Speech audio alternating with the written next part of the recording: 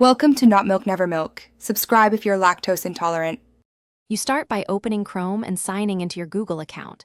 This links browser cookies, extensions, and Drive access. Once signed in, make sure sync is enabled so your bookmarks and saved logins carry over.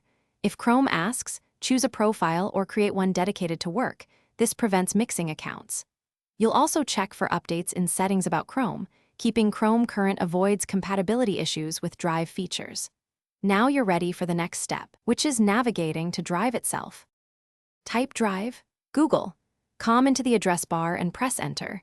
Chrome loads the Drive web app using your signed-in account. Once the main view appears, use the left sidebar to pick My Drive, Shared Drives, or Recent depending on what you need, and use the search box with filters to narrow results. If you need offline access, click Settings, turn on Offline to sync selected files. Make sure Chrome has sufficient disk space and that you're connected at least once to create the local cache. Next, we'll cover uploading and sharing. To upload, drag files into the Drive window or click New File Upload. Folders upload via New Folder Upload. Once uploaded, right-click an item to share, choose Viewer, Commenter, or Editor and copy a shareable link. Set link restrictions as needed. If previews fail or Drive won't load, clear Chrome cache, disable conflicting extensions, or sign out and back in to force a fresh token.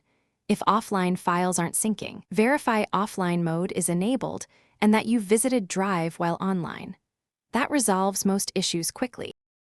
Thanks for watching. If this was helpful, leave a like and consider subscribing. See you next time.